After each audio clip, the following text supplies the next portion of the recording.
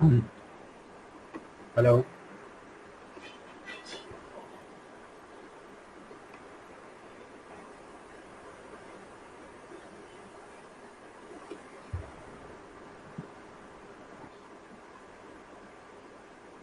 Audible है ना सबको? हम्म। Oh yeah, you're audible. हाँ,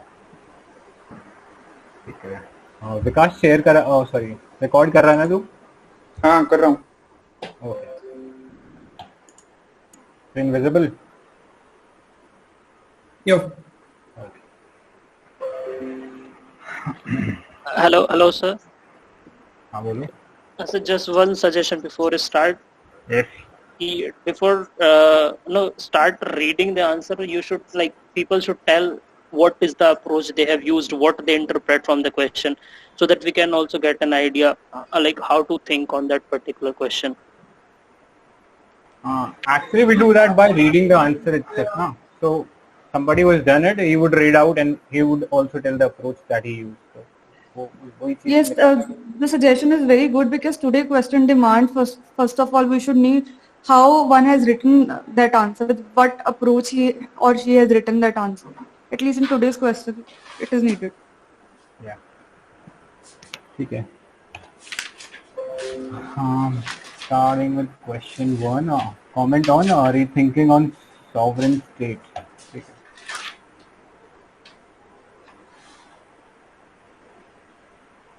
विकास, आपका आंसर है पहला. तो क्वेश्चन वैसे तो काफी am I audible, right? हाँ, right. Yeah. So question is very straightforward.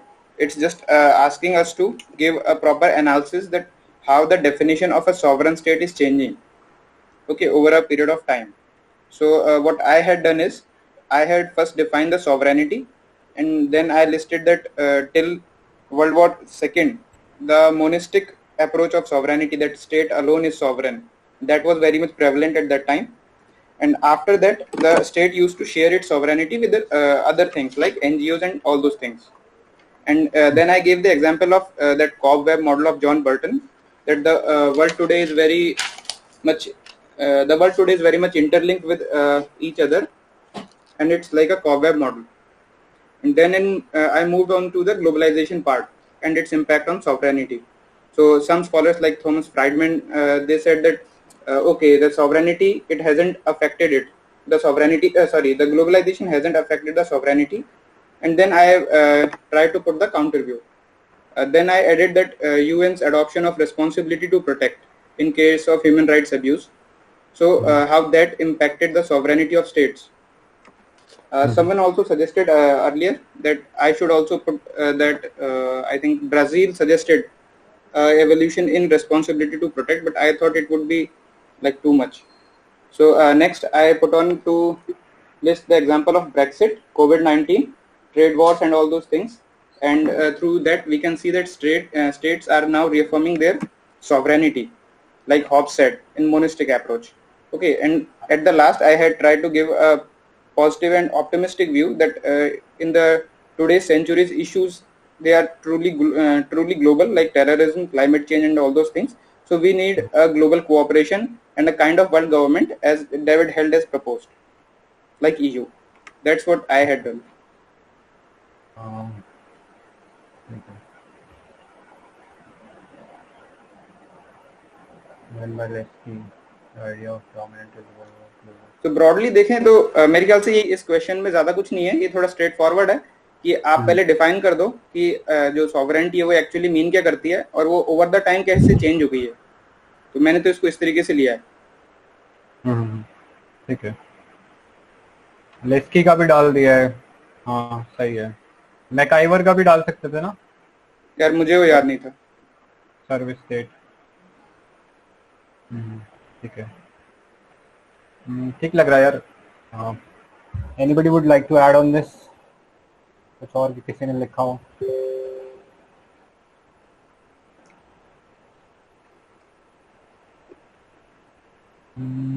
किसी और का आंसर पढ़ ले क्या? मैं देखता हूँ इसका. मोनिका प्रेजेंट है क्या?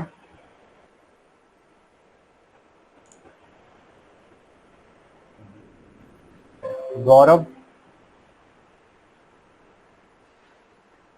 Uh, Okay. ठीक है.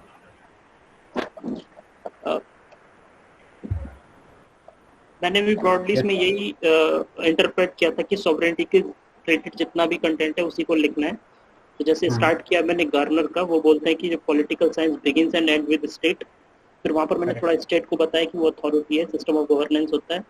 फिर इस स्टेट का जो एक डिफाइनिंग फीचर होता है वो सॉवरेनिटी होता है. फिर सॉवरेनिटी को डिफाइन किया है वो क्या होता है. फिर उसके बाद सॉवरेनिटी का सबसे पहला कंसेप्ट मोनेस्टिक आती है जो कि अपने हॉब्स ने दिया है. फिर यहाँ पर मैंने ये ऑस्टिन का वो सॉवरेनिटी की डेफिनेशन डाल दी है. ये मतलब लोगों ने बताया कि गलत है और मुझे भी लगा एक्सटेंड कर दिया है, नहीं डालना चाहिए था. फिर नेक्स्ट पेज पे फिर वर्ल्ड वॉर 2 तक ये मोनेस्टिक थ्योरी रहती है. उसके बाद फिर प्लूरलिस्टिक जाती है. प्लूरलिस्टिक में भी 2 स्कूल होते हैं, एक कोलास्की वाला होता है मॉडरेट और एक मैकाइवर वाला होता है एक्सट्रीमिस्ट प्लूरलिज्म, जिसमें बोलते हैं कि state is all equal among all the associations. और जो मॉडरेट होता है बोलते हैं कि state is one of the association but it is most important because of security provide करता है.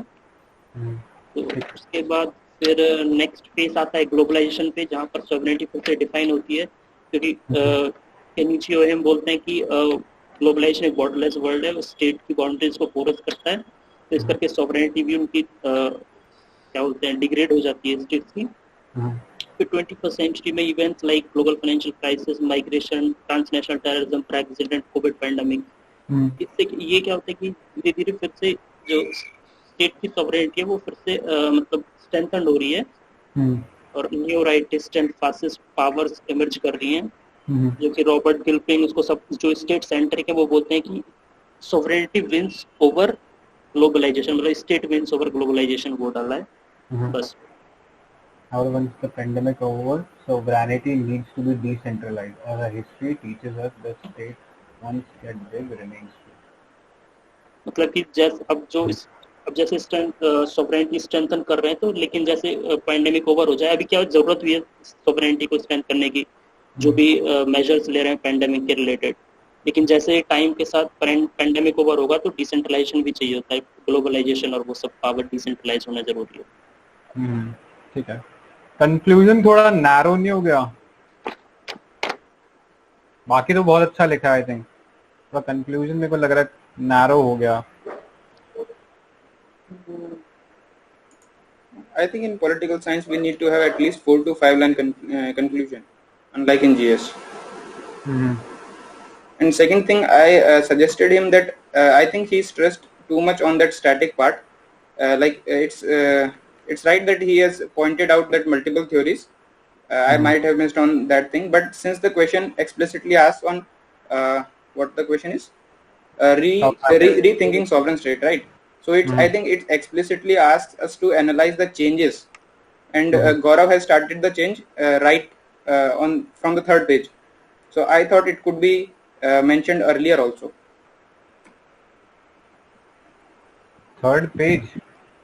On the 2nd page, like Austin part is getting, you know, काफी बड़ा हो गया था वहाँ पे, उसको हटाना चाहिए. ऑस्टिन पार्ट का थोड़ा सा ज्यादा हो गया. बाकी आई थिंक ग्लोबलाइजेशन वाला पॉइंट आ रहा है. तो और फिर मालिक मोनेस्टिक से स्टार्ट होकर प्लूरलिस्ट पे जाते हैं, फिर ग्लोबलाइजेशन आता है, फिर 21st सेंचुरी के इवेंट्स आ जाते हैं. Correct.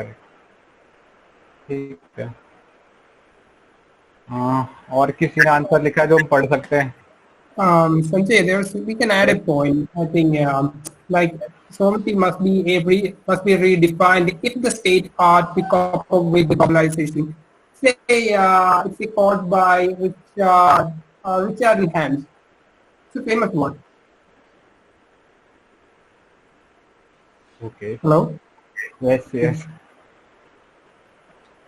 Sorry, I couldn't understand. Maybe the voice was breaking. Okay, I said then we can. I think in the conclusion we can say that Robert N. Hans quote that sovereignty must be redefined. The state or cope up with the globalization. It's a famous quote. Why don't you write it in the comment section? Yeah. I will. Okay. Hari, not comments here. Comment in the channel. Yeah, it's safe. ठीक है. Okay. Yeah.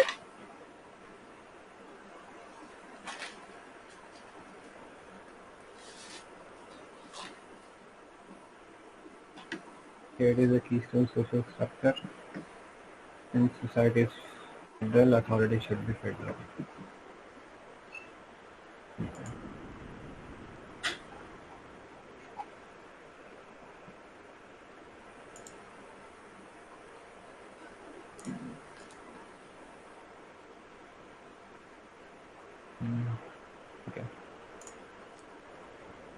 Next देखे क्या? Hello. ठीक है.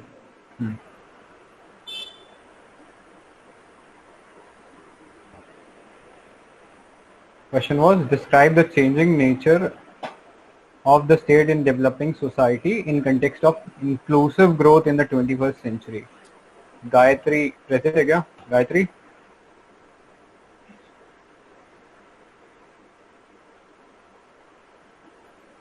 Gayatri, you can unmute your mic. Hello. Yeah, hello. Yes. Okay, so please read out your answer.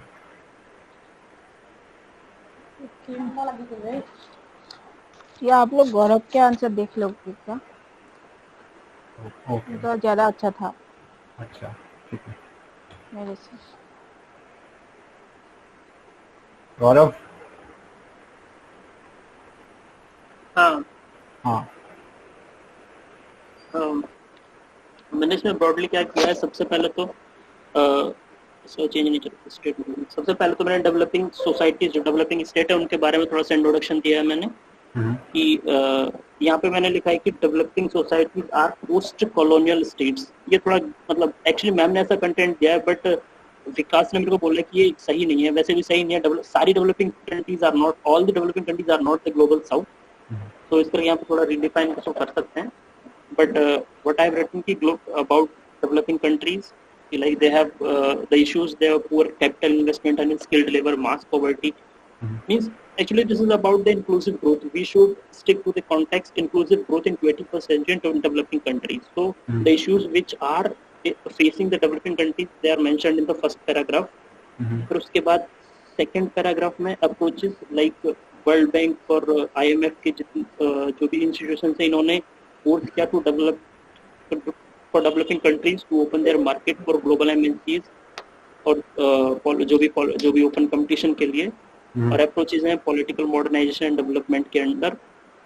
But still these countries are facing the problems, जो भी problems हैं उनकी वो अभी भी उनको face कर रहे हैं.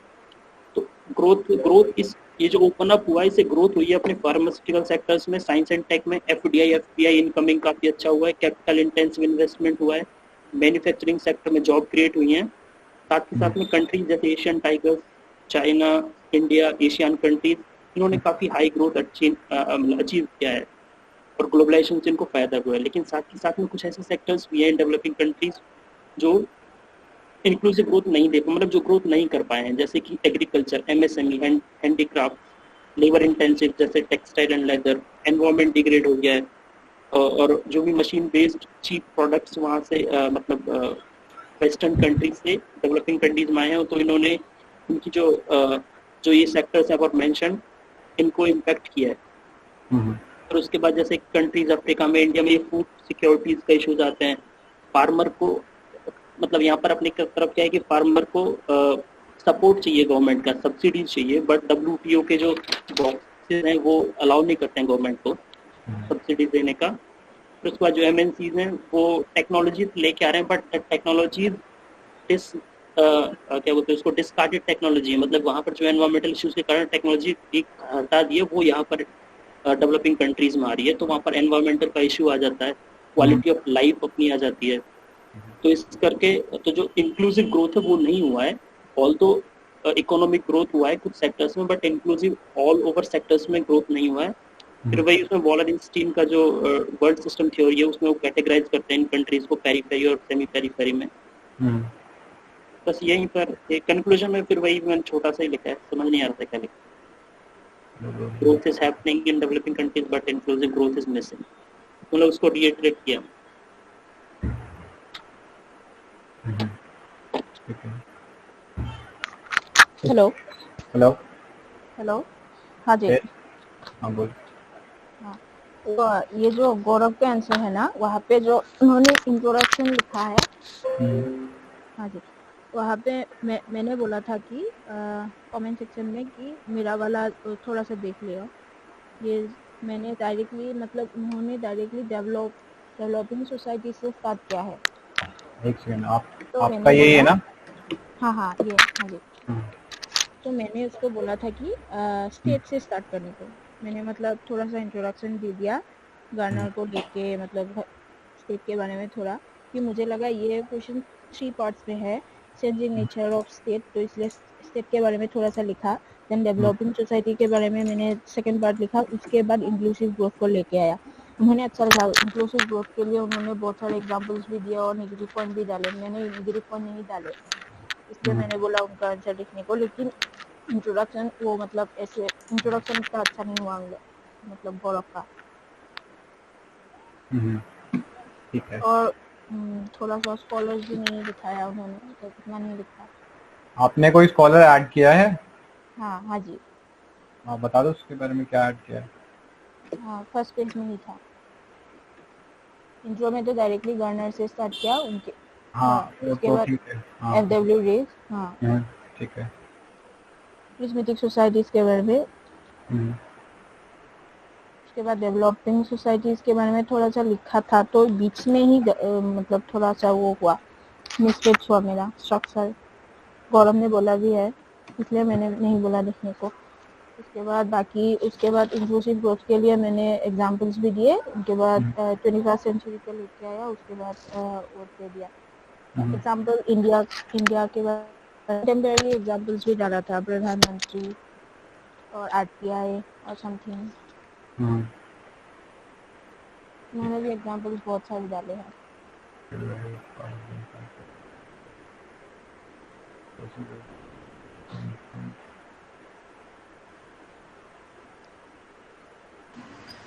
यार मेरे को भी ना ये क्वेश्चन में थोड़ा है कि इसको अच्छे से अटेम्प्ट कैसे करना है। जैसे मैंने ये क्वेश्चन अटेम्प्ट नहीं करा, पर अगर मैं करती, मैंने पढ़े ना आंसर, तो मैं भी शायद गायत्री के तरीके से ही करती।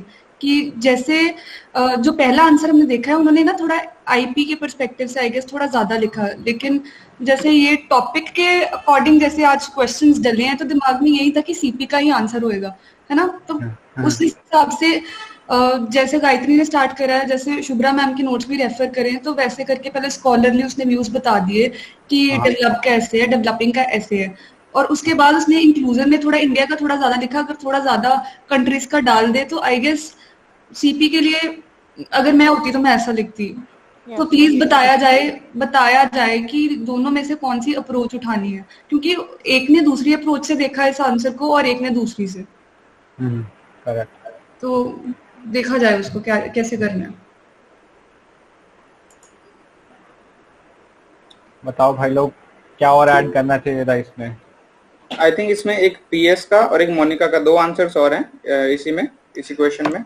उनको काफी अच्छे कमेंट बॉक्स में रिव्यू देखे मैंने, आंसर मैंने पढ़ा नहीं है, एक बार शायद वो देख लेते हैं। ठीक है, देख लेते हैं। PS प्रेजेंट है क्या? PS ठीक है, पढ़ लेते हैं इसका answer. Discuss the changing nature. हाँ ये तो क्वेश्चन है। The state is a community और हेलो मोनिका का देख लीजिए। PS और मेरा थोड़ा थोड़ा सेम ही निकला था, ये मैंने पढ़ लिया था। मोनिका तो है नहीं ना शायद।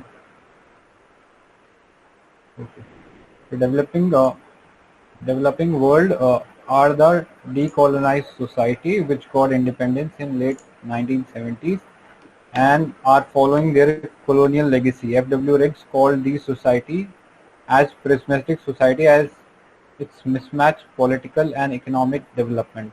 Developing world, most of whom are following the neo-liberal model with presence of cheap labor and raw material and immense market for developing countries. This model of development adopted by the third world countries is criticized by Marxists like Immanuel Wallerstein, calling it as development of underdevelopment. The third world is facing the problem of high poverty. Only 1% have 75% of the wealth. Food secure क्या लिखा है? Food security लिखा है क्या? हाँ. Food security issues, inequality, unemployment, etc. The Amber Box subsidies of WTO is an issue to most of the countries having food securities versus WTO compliant issue. Although the countries like India, China, and most of the Asian countries are having the GDP of 6%, but the development in terms of inclusive growth has been in question mark. ठीक है. This model of growth in turn of GDP was questioned by Amartya Sen, who talked about the capacity building of the individual. With growing inequalities, unsustainable development, with United Nations adopted inclusive growth in its sustainable development goal. India in its 12th five-year plan adopted inclusive growth as the agenda. Many countries like Bhutan, rather than looking at GDP, started talking about gross happiness report. Inclusive growth is at the forefront of not even the state but at international communities. Looking at the consequence of globalists, Joseph Stiglitz talk about rethinking of globalization. In the wake of COVID-19, PM Modi even talk about human-centered world with compassion, cooperation to build resilient future. ठीक है.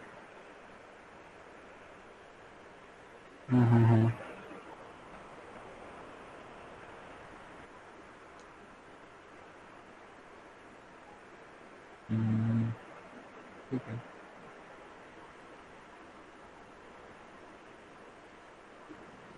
ठीक है, next पे चलते हैं संजय. हाँ, इस पे यार मेरे को थोड़ा ये लगा कि हर पॉइंट पे मतलब हर पॉइंट को रिप्रेजेंट करने के लिए एक थिंकर था. जैसे अमर्त्य सेन का कैपेसिटी बिल्डिंग था और जोसेफ स्टिग्लिट्ज का रीथिंकिंग ग्लोबलाइजेशन था और क्या था, इमैनुअल वॉलेस्किन डाला था उसके लिए कि जो मॉडल फॉलो कर रहे हैं. तो इसमें आई थिंक आईएमएफ का पॉइंट डाल सकते थे कि हाउ आईएमएफ या western world was forcing them to adopt these neoliberal policies. फिर ये एक तरफ वॉलेस्किन वगैरह कह रहा था कि डेवलपमेंट ऑफ अंडर डेवलपमेंट होगा. तो उस डिबेट को लेकर मतलब ये आंसर कंप्लीट है. IMF वाला यहाँ पे रिलेटेड टू इंक्लूसिव ग्रोथ. उन्होंने ये बोला था ना कि अगर आप इंटीग्रेट कर लोगे अपने आप को ग्लोबल मार्केट से तो आपका इकोनॉमी का ही डेवलपमेंट होगा, तो सबका डेवलपमेंट होगा मतलब. अच्छा, can we add sustainable development goals because nation states are at the center of its implementation? Correct. हाँ, वो बहुत अच्छा वैलिडेशन रहेगा. बाकी ठीक है, आई थिंक सब कवर किया. ठीक है, नेक्स्ट पे चलते हैं.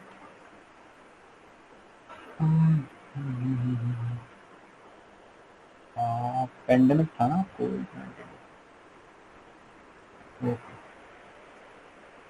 COVID-19 pandemic-induced lockdown has strengthened the nature of state in both developing and advanced industrial society.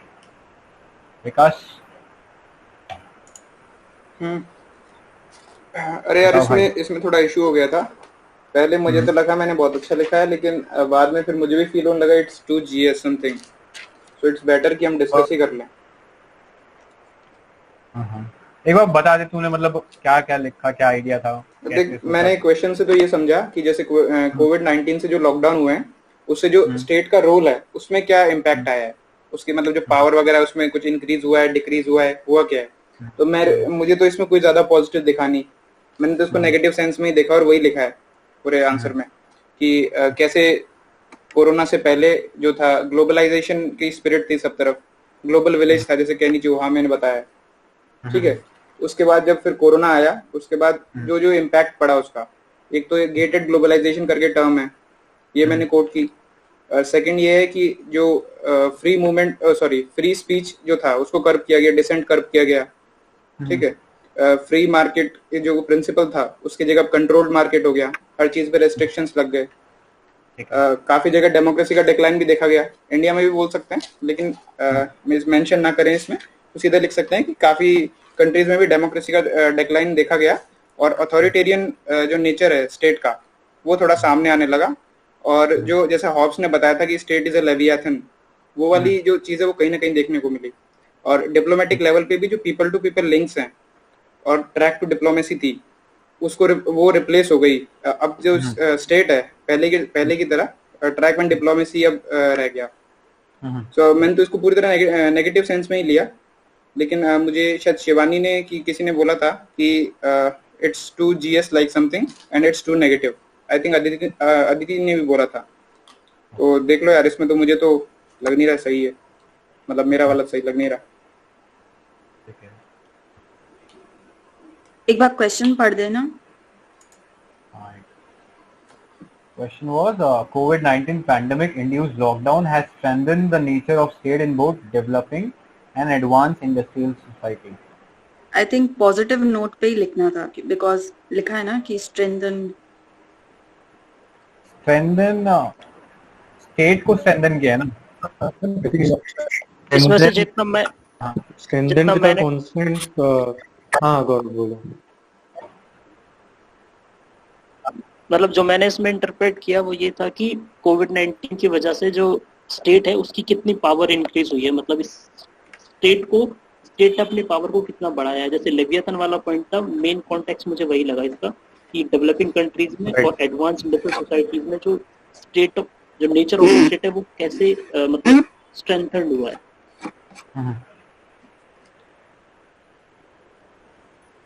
Agreed, मैं भी वही बोलने वाला था। Yes, sorry. It has been more control over the citizen after, I mean, during the COVID-19 after that. So they get more power, and they can force it on the citizen. So it may be a positive part and the negative part. Negative part maybe that, and the positive part may they strengthen the bureaucracy and try to go towards a welfare state approach. Okay, but the negative one we can, so there are a lot of one. हाँ, positive में ये ठीक रहेगा कि welfare state like how they have doled out cash and all that to support the people. ये भी add कर सकते हैं जैसे पहले हमारे यहाँ पे क्या हुआ था कि एपिडेमिक डिजीज एक्ट की वजह से स्टेट ने मतलब उनकी कर्व कर दी थी पावर्स और सेंटर मतलब पूरा वो कर रहा था। वैसे हम कंपैरिजन कर सकते हैं डिफरेंट क्या कहते हैं कॉन्टिनेंट्स में क्या क्या हो रहा था, तो डिपेंडिंग वो चेंज हो रहा था मतलब सिचुएशन बार स्टेट का। तो मतलब ये तो इंडिया स्पेसिफिक हो गया ना, इंडिया स्पेसिफिक मतलब कंपैरिजन भी कर सकते हैं। यूएस के अंदर ऐसा नहीं था और कम्युनिस्ट उसमें तो बिल्कुल ही नहीं था, तो अच्छा मतलब ऑलराउंडेड आंसर बन सकता है उससे। आई थिंक इसको ऐसे भी ले सकते हैं कि it showed us the importance of state, like we today are following the concept of minimum state and something like that ना। So I think the situation reiterated the importance of state, that a state has to be there and there has to be public services provided by the state. It cannot be left on the private sector only. I think it can be a positive inference. या इसको इस तरीके से मतलब सोच रहा हूँ मैं भी कि इसको इस तरीके से लिख सकते हैं कि हाँ यस अरे ठीक है। तो हाँ बोल। Hello Sanjay, can you hear me? Yes, I can hear you. Okay. There is one more thing. We can it's a all-round answer. We can include that point that in Europe after the COVID-19, the state is not just welfare. Okay, the people demanding that the state should be like a welfare state. I mean, they are most of them are capitalist. But during this phase, I mean, after the pandemic, the people have a approach towards that, some kind of communism. So it's not a communism. We can always relate it to a welfare state approach. That means state should more focus on the welfare, but not only the welfare part, but look after the law and order that never took before. हाँ ये भी ठीक है कि welfare वाला हो गया। और आई थिंक कह सकते हैं कि थोड़ा कैपिटलिज्म जो था उसका एक तरीके से अगेंस्ट में देखने को मिला, जैसे कोविड-19 वैक्सीन के लिए इनिशिएटिव थे, गावी वगैरह था, तो दे इवन किसी ने पॉइंट डाला था आत्मनिर्भर भारत का कि वो पॉजिटिव प्रोटेक्शनिज्म के लिए, तो वो भी अच्छा था का थी। आई थिंक इसमें एक और पॉइंट ऐड कर सकते हैं, लाइक इंडिया ने अपना 20% 20 लाख करोड़ का निकाला है, तो बाकी कंट्रीज ने भी अपना अपना कुछ परसेंट, जैसे आत्मनिर्भर भारत है वैसे वैसे कंट्रीब्यूट किया है। करेक्ट। इनफैक्ट उसके लिए तो शायद हेलीकॉप्टर मनी का टर्म यूज कर सकते हैं जैसा यूएस वगैरह में है। इंडिया में तो वैसा नहीं है, इंडिया में तो इस विद स्ट्रिंग्स अटैच्ड, बट कई कंट्रीज है वहाँ पे no string attached policy use किया, तो कह सकते हैं कि state has come in form of welfare state all over the world. Guys एक अरुण मायरा करके हैं, उनका हिंदू में एक आर्टिकल आया था, तो मैं उसको भी शेयर कर सकता हूँ इसमें। हाँ कर दो। एक और बात, अगर हम देखें जैसे डेवलपिंग है इंडिया और अगर एडवांस्ड इंडस्ट्रियल अगर हम यूएस को कंपेयर करें, तो यूएस में आई डोंट थिंक सो इतना स्ट्रिक्ट था, may be because of leader, but India ने काफी कुछ हद तक वेलफेयर स्टेट के लिए कुछ जैसा टाइप्स किया है, बट यूएस ने इतना नहीं था, ना कोई रूल्स रेगुलेशन टाइप्स था। अगर हम कम इतना वो नहीं कह सकते, उनका भी अच्छा लगा। During our lockdown, the world biggest restriction. Okay, that kind of word, because our restriction is too tight. We can't. So there are some because there are difference. There are Western difference and Asian. We can mingle that one too. Asian culture and their culture. We get some kind of authority and approach where. Sanjay यार मैंने एक भेजे editorial भेजे, उसमें को मैं जो lines मारी है ना उसमें बहुत अच्छे अच्छे थिंकर्स भी लिखे हैं उसने, ये दूसरे ग्रुप में भेजा शायद मैंने अभी। अरे उसी में भेज दो दीपांशु, उसी में भेज देना, मैं भेज देता हूँ एक मिनट। हाँ तब तक किसी और का भी आंसर पढ़ूं क्या मैं? पढ़ लो। वरुण ने लिखा है, वरुण प्रेजेंट है क्या? वरुण, ये मैंने अक्षय को भेजा है, अगर देखना है उसमें अच्छे अच्छे वो थिंकर भी लिखे हैं, पर वो रीड करने सही बन जाएगा इससे। इंडियन स्टेट के बारे में अगर वो, अरे चैनल में डाल देना। हाँ मैंने डाला है, पता नहीं इसमें दिख क्यों नहीं रहा, किसमें डाल दिया मैंने? दिख रहा है ना? Can I ask you question? Deepanshu group में डाला तुमने। नेचर ऑफ स्टेट है क्या डेवलपिंग की? ये पहले ये बताना कौन सी एग्जिस्ट करती है? यूनिवर्सलिस्ट आइडिया थोड़ी है इसमें डेवलपिंग के लिए। यही तो बात यार, मैंने बताऊं सभी ने मतलब जैसे विकास ने बोला, पहले मैंने आंसर पढ़ा विकास का, तो मेरे को लगा मैं पता नहीं क्या ही सोच रही हूँ, फिर भी मैंने लिख दिया, क्योंकि उन्होंने तो क्वेश्चन में चेंजिंग नेचर पूछा ही नहीं है, और ऐसे कोई तो पक्की बात है ही नहीं कि डेवलपिंग की यही नेचर होगी या डेवलप्ड की यही नेचर है। अगर वो स्ट्रेंथन की बात कर रहे हैं, तो अगर एक डेवलप्ड कंट्री कैपिटलिस्ट है तो उसको और कैपिटलिस्ट होना चाहिए उस तरीके से, अगर स्ट्रेंथन ही हुआ है लॉकडाउन के कारण। अगर डेवलपिंग कंट्री जो है उसका तो चलो कोई यूनिवर्सल है ही नहीं, तो उसको उसी लहज में जाना चाहिए। अभी जो भी हम डिस्कस कर रहे हैं ये तो हम चेंजिंग नेचर बता रहे हैं, थोड़ा डाइल्यूट फॉर्म ऑफ लाइक, है ना। अभी कैपिटलिस्ट जो डेवलप्ड है वो कैपिटलिस्ट है, वो कैपिटलिस्ट थोड़ी ना हो गए, मतलब कंट्री तो लॉकडाउन में थी, इकोनॉमी तो कम हुई पड़ी थी। आई थिंक स्ट्रेंथन का मतलब इसमें गौरव ने बताया थोड़ी देर पहले। बोल मेरे ख्याल से इसमें कुछ वो वर्ड था ना, डायरेक्टिव वर्ड भी होना चाहिए, क्या डिस्कस था, एनालाइज था, क्या था ये? क्या इतना तो स्टेटमेंट नहीं रहा होगा ना ये? अरे ये शायद शेया ने खुद बनाया हुआ क्वेश्चन है। अच्छा हाँ, मेरे को भी लग रहा है कोविड-19 का तो नहीं था ये। अच्छा ये खुद बनाया हुआ था, but I think I think इसमें स्ट्रेंथेंड बोला है ना, तो स्ट्रेंथेंड इस सेंस में नहीं बोला कि स्टेट का जो एलिमेंट है लाइक वो कैपिटलिस्ट था वो और स्ट्रेंथन हो जाएगा। मेरे अकॉर्डिंग टू स्ट्रेंथन का मतलब स्टेट की पावर से है कि जो हार्ड पावर है स्टेट की वो किस लेवल पे बढ़ जाएगी। Correct. But Vikas nature of state तो मतलब है ना, अगर सेल्फ मेड क्वेश्चन है तो इट इज वेरी सब्जेक्टिव। या I think we shouldn't involve in the terminology. चलो आगे नेक्स्ट क्वेश्चन करते हैं यार। चलो ठीक है, नेक्स्ट क्वेश्चन कर लेते हैं।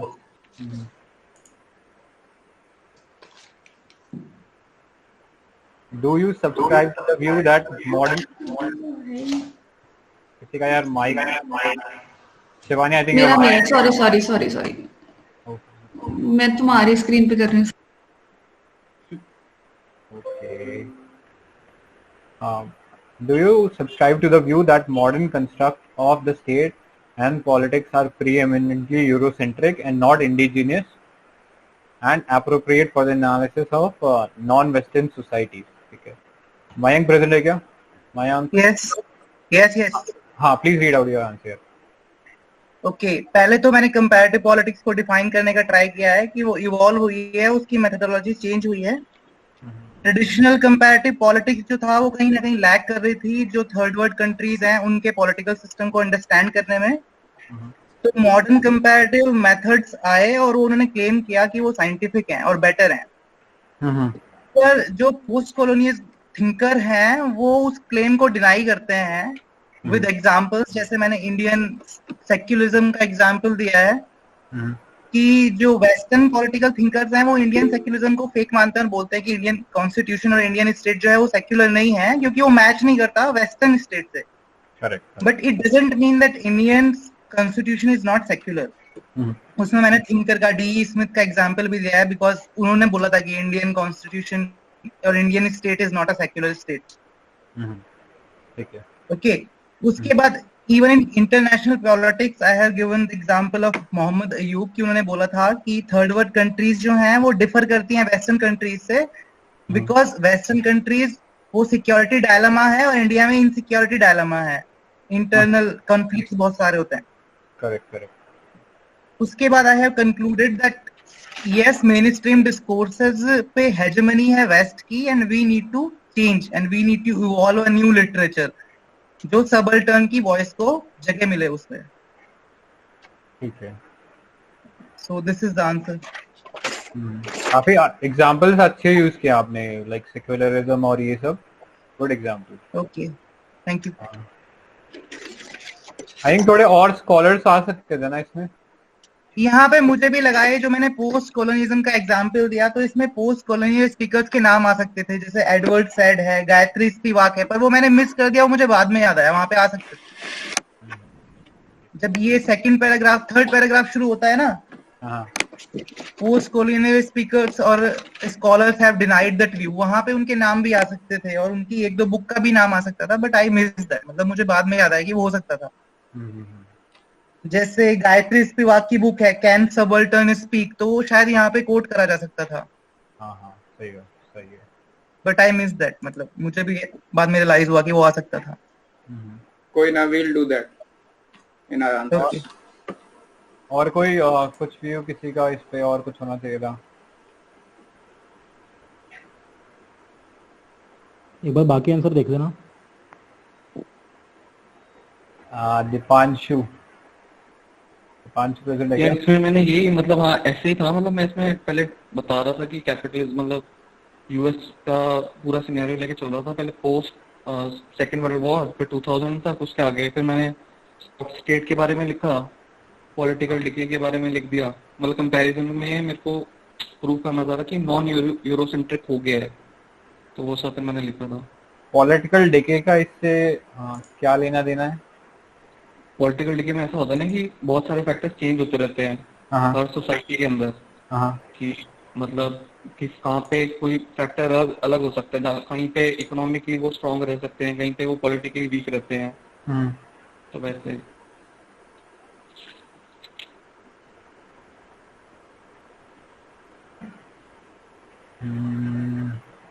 ठीक है.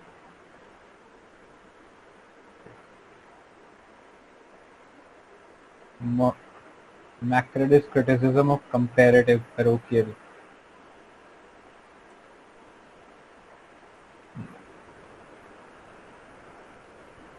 इसमें मैंने भी लिखा है.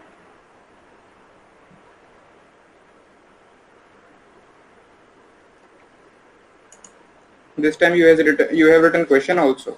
That's an improvement. Yeah bro. अरे but I think ये शायद गलत क्वेश्चन है.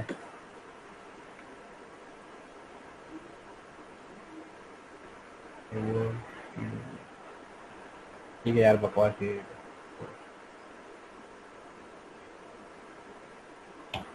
पढ़ दो. अरे नहीं आई थिंक वो पेज चेंज हो गया यार उसके अंदर. मेरे को वापस डालना पड़ेगा उसे. मतलब उसमें वही था, आई थिंक गायत्री स्पीवैक वाला मैंने ऐड किया था कि कैन सबाल्टर्न स्पीक, तो थोड़ा बहुत काम किया, जैसे मार्क्सिस्ट स्कॉलर्स हैं लाइक हमजा अलवी और इन सब के वर्क ने भी थोड़ा सा फोकस जो है शिफ्ट किया है टुवर्ड्स नॉन वेस्टर्न सोसाइटी, और उसके बाद वो कंपैरेटिव पॉलिटिक्स वाला एंगल के बिहेवियरल अप्रोच आया, तो उसके बाद थोड़ा बहुत वर्क होने लगा है इनकी तरफ। तो मतलब जैसा पूरी तरह से मैंने ये नहीं बोला कि टोटली उनकी तरफ है, बट हाँ मैंने ये चीज बोला कि शिफ्ट हो रहा है बैलेंस, ऐसा करके कंक्लूड किया था मैंने। एक बार मैं वापस सही करके डालूंगा, ठीक है। नेक्स्ट चलते हैं। The struggle for democracy has been marked by bitter strife and tribulations. Examine the statement illustrating the case of Nepal, Pakistan, Nepal and Myanmar. विकास तेरा आंसर है, पढ़ दे। किसी और ने भी लिखा होगा ना? चलो ठीक है, I'll do it. So I think the question is very straightforward. So what I have done is I have first defined democracy in the words of Lord Byers, and the book's name is Modern Democracy. Someone else has also written it, so I have copied it from there. Okay, so first I have defined what Lord has said, and then I quoted Mill's argument that democracy is not a free gift. Okay, people have to fight for it for centuries, so don't misuse it. He said it. Next, I move to the Asian part only. So in Asia, we have that concept of Asian values. Like Lee Kuan Yew, he gave the concept of Asian values that democracy is not suitable for us. So we can see that even the leaders are criticizing the concept of democracy. So the struggle starts from right from here only. Okay, and then I have mentioned that as Samuel P. Huntington has expressed his views that democracy came across the world in 3 waves. So in the second wave, it came to the post-colonial world. And with the exception of India, in all other nations, it virtually collapsed. Okay. Next, I have taken country-specific example, that is Pakistan. I have given a brief history about all the tussle and all those things. And at last, I have given a recent example that Imran Khan-led government, which narrowly escaped the vote of confidence recently. So we can see that it's still a continuing struggle, at least in Pakistan. Next, move to the Myanmar issue. We all are aware of it, so I don't think it needs any more explanation. In Nepal too, I have used the same approach. First, I gave a brief history, like how democracy came there, and then the recent their political issues there, right? So I have mentioned that. And next, I had write something, Bol Bachan something. India remains the island of true democracy. Others should learn from India and all those things. By the time of conclusion, I was virtually exhausted and I didn't have anything special to write, so I made this one.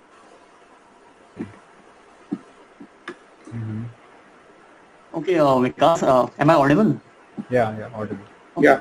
So Vikas, first of all, I think you have written a great answer, but I think the scholars that you have quoted, like Samuel Huntington, you said that democracy arrived in Asian countries after centuries of struggle and everything. But Pakistan was a military state by the second wave of democracy. Nepal became a democracy after 2006, and Burma became a parliamentary democracy by 1948. So I think you have used the wrong scholar here. Okay, first of all, the answer that I'm criticizing, I want you to take it in a very constructive way and nothing more than that. Okay. So the second thing, you have missed the point that Southern Asia is the least integrated region of the world. It is multicultural, multinational, and in the words of Harry Extreme, hello? Yeah. Yes. Am I audible? Okay. In the words of Harry Extreme, who has even defined pluralistic society as the one that is cleavaged by the one divided by the segmental cleavages, and the cleavages can be religious, ideological, and cultural. So I think you have used the scholars in the prior part of the answer, and you have given very factual data in this part. Like when you are examining Pakistan, Myanmar, and Nepal. See, like Pakistan, there is a very prominent scholar, Hamza Alawi, who describes the state as an overdeveloped one. And more importantly, it became an overdeveloped state after bureaucratization in the middle of 1970s, and more importantly, after the formation of Bangladesh. For Nepal, you could have included this scholar, Indra Adhikari. I'll write the name in the comment box. Okay. And lastly, for Myanmar, again, I think that you have given a very factual data and not included scholars over here. So overall, I think the answer is good, but more scholars could have been included in the answer. Right. Right. And I again, agree. the conclusion. Again, the conclusion. It's a very vague conclusion. Sorry to say that. Yeah. I totally understand. It would be really great if you could just post the names of all those scholars. Surely. Any Actually, one more thing for everyone. I was not able to write the answers for the last 2 days because I was recovering from COVID vaccination. So I'll be writing answers regularly from tomorrow, and I'll surely include the points that I was mentioning earlier in the discussion in the comment box. Okay. Thank you. Any specific scholar for Myanmar? Myanmar के लिए कोई specific? I cannot remember at the moment, but I'll look for it actually. I cannot remember at the moment. For Nepal, I remember Indra Adhikari. She has so many articles for ecological, military, and other perspectives for Nepal. For Pakistan, Hamza Alawi is the obvious one, and yes, McCartney. He emphasized over the articles of Hamza Alawi when she was describing the state as an overdeveloped one. Good thing that you have included the deep state part, but I think overdeveloped state would have been a much better choice because that's how we have been reading Pakistan all over in the political economy. Correct. I have one suggestion. If you are free tomorrow, since it's a buffer day, you can do one thing. You can write on questions which you are comfortable with, so that we can also learn from your answer also. Yeah, surely. I'll do that. Okay, thank you. And this particular question also, please, Nilesh. Yeah. No, I'll do it. I'll do this. I'll do it for this particular question. No problem at all. And I'll just mention the points that I was including. Okay. Thank you. समीप का answer देखना है क्या? समीप present है क्या? समीप. Because I have a suggestion for you. Yeah. Yes. Before the conclusion, you can tell that the structure of democracy in the Pakistan, Nepal, and the Myanmar is not there. I mean, the structured democracy, we know the people rule. I mean, lawfully by the people and of the people. But that criteria is not applicable to those 3 states. And you can quote the same. Sir, I'm sorry to interrupt you. You are really not audible. Something is really wrong with your signals, actually. Hari, please post your comments. Comment post है. Okay. आपके पता है आपके signals बार-बार interrupt हो रहे हैं और आप जो बोल रहे हो आधा आ रहा है आधा नहीं आ रहा है. Okay. ठीक है. नेक्स्ट देख लेगा. समीप का देख ले आंसर. समीप प्रेजेंट नहीं है ना. एक सेकंड में बताऊं. I'll pitch in with. Actually, this question, the struggle of democracy has been marked by bitter strife and tribulations. First of all, मेरे को लगता है ये question global concerns democracy का होना चाहिए था. And secondly, ये थोड़ा सा confusion इसलिए हो रहा है यहाँ पे. Actually, वो जो वहाँ पे Huntington लिखा था, it's not exactly wrong. Huntington Mills that it is result of a conflict over the centuries because. No, it is mentioned in the right way, but at the wrong perspective. Like as he has mentioned, कि second wave of democracy के बाद Huntington ने जो बोला था, second wave of democracy के बाद जो है यहाँ पे democracies आई है. So I was just mentioning जो factual data है वो उससे contradict कर रहा है उसको वो. The point is the bitter strife and tribulations for democracy establishment has always been there. So yeah, it has been there. Obviously, it has been there. वो उसको even though there was an overdevelopment, ठीक है, that is not the point. Actually, I would get one second. I will move over it. Guys, one second. Sameep, could you please first read out the answer, then we can discuss. Okay, all right. I introduced the answer with James Bryce quote जो विकास ने भी किया था same चीज modern democracy को define करके. Then thereafter I have talked about why democracy has been in the recent past democracy has been considered as a value by Amartya Sen as well. And then I've introduced Huntington की बात की है कि many countries have adopted democracy as the form of government. So basically it's a kind of background, a context setting. Then I have moved on to case study of Pakistan, Nepal and Myanmar. So particularly why democracy किस तरह के problems face किया जाता है democracy establishment में. तो जो larger हम देखते हैं तो पाकिस्तान के केस में and म्यांमार के केस में it is the military establishment that is the biggest obstacle for establishing democracy. And in the case of Nepal, monarchy was the biggest obstacle. So उसको एक generally introduction देके I moved on to case study of Pakistan. तो पाकिस्तान में if you see military industrial जो complex है and right वहाँ पे Hamza अलावी should have been mentioned, मैंने mention नहीं किया. Overdeveloped state वहाँ पे mention किया जा सकता था. तो मैं NCERT पढ़ रहा था इसके लिए, सेम टॉपिक पे एक NCERT में एक चैप्टर है डेमोक्रेसी प्रमोशन पे, साउथ एशियन उस पे. तो उसमें they have very clearly mention कि पाकिस्तान में 3 factors have been very instrumental in becoming an obstacle. One was the military establishment, second is the clergy and third is the landed aristocracy. तो ये 3 जो factors हैं जो वेस्टेड इंटरेस्ट क्रिएट करते हैं, they are against the establishment of any kind of democracy. And 4-5 बार coup, military coup भी हो चुके हैं वहाँ पे. Then I moved on to case study of Nepal. Nepal में again there was this oscillation. 1990 के बाद से जब first time democracy was established, उसके बाद से कई बार monarchy established हुई, then again constitution was established, then again the monarchy. तो वो एक oscillation चल रहा है वहाँ पे. And there has been a constant conflict between Maoist, monarchist and democratist in the recent past. ठीक है. एंड 2015 में finally they established one constitution जिसमें कि again that was not free of conflict, जिसमें Madhesis of Terai region and mainstream Nepali population had a conflict. तो that is Nepal. Then Myanmar का भी वही कि मेनली मिलिट्री था वहाँ पे. तो they have recently put on San Suu Kyi under house arrest. तो they established a semi democratic kind of constitution in 2012. तो तीनों, फर्स्ट ऑफ ऑल सबसे पहले डेमोक्रेसी के बारे में जनरल इंट्रोडक्शन. तीनों केस स्टडीज में ये मेंशन किया कि what are the obstacles and why is there are conflict and tribulation, strife and tribulation. And towards the end मैंने एक एग्जांपल लिया है भूटान का कि before Bhutan example I mention कि democratic culture has to be promoted with among the elite masses as well as the elites as well as masses. तो वहाँ पे भूटान का एक एग्जांपल हम ले सकते हैं जहाँ पे king of Bhutan he himself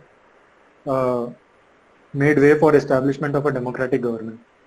So I've tried that. I'm not sure whether वहाँ पे वो होता है कि नहीं. और एंड में मैंने बोला है कि डेमोक्रेटिक पीस थ्योरी जो माइकल डॉयल की है, ग्लोबल पीस को एस्टैब्लिश करने के लिए, डेमोक्रेसी प्रमोट करने का, and its ideals have to be promoted. तो दैट वाज माय आंसर. मेरे को थोड़ा सा स्ट्रक्चरिंग इसमें सही नहीं लगा है, तो आप लोग प्लीज कमेंट कीजिए. कंक्लूजन काफी अच्छा लग रहा है वैसे.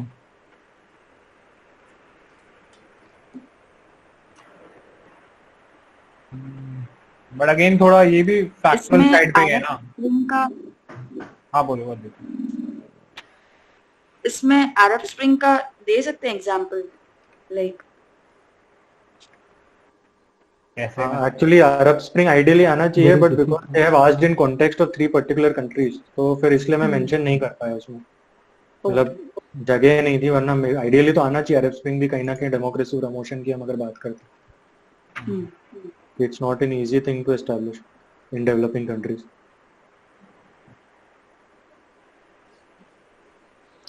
इसमें कुछ टर्म्स मेंशन कर सकते हैं जैसे डेमोक्रेटिक कल्चर और डेमोक्रेटाइजेशन एट ऑल लेवल, इस तरीके के, क्योंकि इसकी बात की जा रही है. और जैसे उन्होंने बोला कि ओवर डेवलप्ड स्टेट में इसी से कंसर्न था, तो ऐसे टर्म्स यूज कर सकते हैं इसको.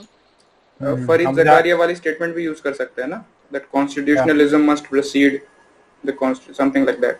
हां या exactly, that is the common problem between all the 3 countries. Constitutionalism नहीं है वहाँ पे, and the general public are not socialized into democratic ideals. That's the point. हम इसमें अंबेडकर का ग्रामर ऑफ एनार्की वाला दे सकते हैं क्या? हेलो. हाँ एग्जैक्टली, क्या था ग्रामर ऑफ एनार्की, किस कॉन्टेक्स्ट में बोला था मेरे को याद नहीं. वो बेसिकली यही था कि डेमोक्रेसी एस्टैब्लिश हो गई तो डेमोक्रेटिक मींस से यूज करने चाहिए. एक्स्ट्रा कॉन्स्टिट्यूशनल मेथड्स लाइक जैसा गांधी जी का था ना कि क्या था सत्याग्रह, वो सब नीट नहीं है. आप कॉन्स्टिट्यूशनल मैकेनिज्म दिए गए हैं, उनसे अपना वो जो कोई भी ग्रेवरेंस है उसको एड्रेस करने की कोशिश करो. तो बेसिकली कॉन्स्टिट्यूशनलिज्म को आप वो करो, एम्बॉडीमेंट करो उसका. हाँ ट्रू.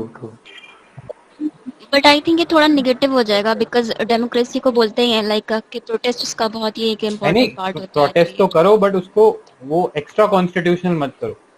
हाँ जैसे नॉन कोऑपरेशन और सिविल डिसोबीडियंस मूवमेंट वगैरह जो थे, तो कि वो अगेंस्ट दैट, बिकॉज अब हम एक इंडिपेंडेंट कंट्री में रह रहे हैं तो we don't need those methods and हाँ, we are ruled by Indians only. पहले तो वो ब्रिटिश रूल कर रहे थे तब तक ठीक था, अब we are ruled by our own people, तो अब कोई जरूरत नहीं उसकी, उन मेथड्स की जरूरत नहीं है। प्रोटेस्ट एंड सोशल मूवमेंट्स तो चलता है, पीसफुल प्रोटेस्ट एंड सोशल, हाँ पीसफुल प्रोटेस्ट इज कॉन्स्टिट्यूशनल, उसमें कोई दिक्कत नहीं। Right.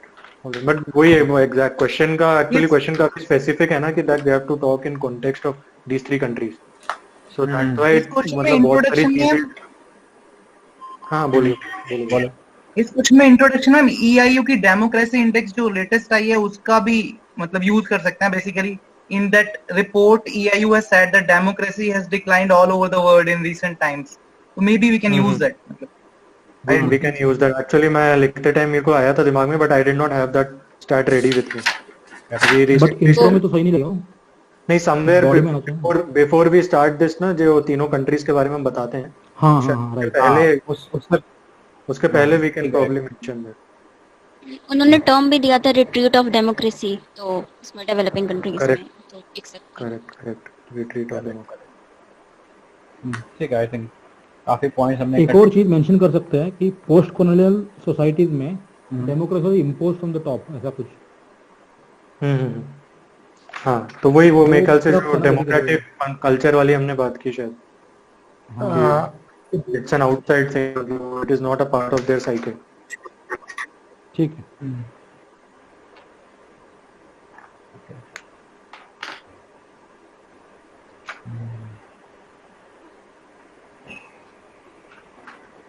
Next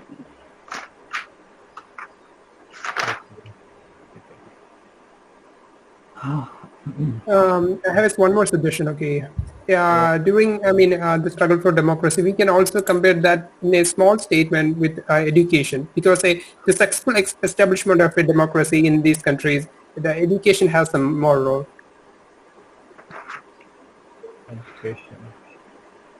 Education as in political education. Right, political education, political empowerment, because that why the success. I mean, that depends the success. John Dewey ने बोला भी था like for education, ये जो डेमोक्रेटाइजेशन एट ऑल लेवल के लिए उन्होंने education के लिए नॉर्मली बोला था। नेक्स्ट सुजैन, आप वो एग्जैक्ट कोड बता सकते हो क्या बोला जॉन डीवे, या फिर आप ग्रुप में मेंशन कर देना। हाँ, उसमें कमेंट के अंदर मेंशन कर दो, उसके अंदर इस क्वेश्चन के अंदर डाल देना, क्वेश्चन के कमेंट्स में। ठीक है, moving on to next question. A combination of internal pressures, ethnic and regional forces, an external threat, EU, UN, TNC, global market, etc. has produced what is commonly referred to as a crisis of nation state. ठीक है, समीत ने लिखा, समीत पढ़ दे यार। हाँ bro, मैं actually इसको सबसे पहले question basically crisis of the nation state पे है, और उसने 2 फैक्टर्स मेंशन किए हुए हैं कि एक इंटरनल प्रेशर एंड दूसरे external threats. First of all मैं नेशन स्टेट के कॉन्सेप्ट से स्टार्ट किया, what exactly nation state is और वेस्टफेलियन आइडिया क्या है उसका। Then I moved on to why this nation state का ये जो particular idea, that is exclusive sovereignty over its territory, this idea of Westphalian idea of nation state is under pressure from internal and external factors. तो initially I have mentioned the internal pressures क्या क्या हैं, उसमें I have taken examples from developed and developing countries, जिसमें developed countries में I have taken example of Spain and Belgium, जहाँ पे Spain में बास्क काउंटी और कैटलोनिया का रीजनल ऑटोनॉमी की डिमांड्स हैं। बेल्जियम में अगेंस्ट दिस जो वहाँ के फ्लेमिश डच हैं, वो Flemish Dutch population they have been demanding for greater autonomy. Similarly we have in developing countries में we have many examples for that. तो उसमें मैंने एक एग्जांपल तो अफ्रीका का लिया है, एक मिडिल ईस्ट का और एक साउथ एशिया का। तो अफ्रीका में तो Rwanda, Kenya, Sudan, Nigeria, all these countries have struggled with variety of issues, उनके एथनिक इश्यूज काफी सारे रहे, इंटरनल प्रेशर्स। दूसरा था कुर्द का है इशू कि they have been demanding their own separate state in middle east, and then Tamil regional autonomy का इशू है इन श्रीलंका। तो ये इंटरनल प्रेशर वाला एस्पेक्ट हुआ। इसमें आई वाज सजेस्टेड कि मोहम्मद अयूब का I could have added insecurity dilemma, मतलब I could have mentioned it somewhere, तो मैंने ऐड नहीं किया था, तो ये ऐड किया जा सकता है। प्लस एक्सटर्नल फैक्टर्स में we can talk about how supranational organisations हैं, जैसे यूरोपियन यूनियन, तो यूरोपियन यूनियन के decisions are binding on the nation states, तो it in a way circumscribes their sovereignty. ठीक है. एंड सिमिलरली मल्टीनेशनल कॉर्पोरेशंस और NGOs जो हैं, तो मल्टीनेशनल कॉर्पोरेशंस अपने because of their deep pockets और फॉरेन डायरेक्ट इन्वेस्टमेंट जिसके थ्रू एम्प्लॉयमेंट क्रिएट होता है, तो they are able to influence the national policy making. और एनजीओज का भी वही है कि एनजीओज में एमनेस्टी इंटरनेशनल और ग्रीन पीस वगैरह they have immense soft power. तो if मतलब ह्यूमन राइट्स वायलेशन के केसेस के through they can exert a lot of influence upon nations.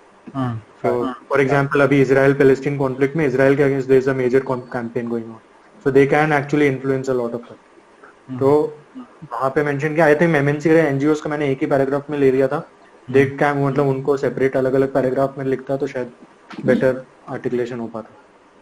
And then I have moved on to like अच्छा MNC में अभी recent का एक एग्जांपल ले सकते हैं, जैसे Google tried to blackmail Australia that will leave Australia. I think it was Facebook था. या Facebook. Are you sure it was Google? I guess कि गूगल, हां चलो जो भी है, बस गूगल और Facebook. Okay alright, I will think that. मतलब how these companies can basically influence their sovereignty and policy decision making. Correct. तो पॉइंट वो था, तो we can use that example as well. And इसके अलावा मेरे को, and then I have concluded by saying that Barry Buzan का एक स्टेटमेंट है कि इकोनॉमिक मैनेजमेंट वगैरह में और बाकी चीज़ों में इट इज़ पॉसिबल कि बहुत सारे एक्सटर्नल इन्फ्लुएंसेस हो सकते हैं, and there but we find that even when it comes to security, primary security provider अभी भी नेशन स्टेट ही है, and it has been reiterated in the present pandemic कि कितने भी एक्सटर्नल प्रेशर हो जाए, कुछ भी हो जाए, nation state still remains relevant.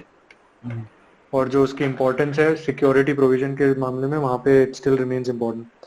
हालांकि इसमें और we can add more points, जैसे इकोनॉमिक मैनेजमेंट वगैरह में भी स्टेट अपने आप को एसर्ट करता है. लाइक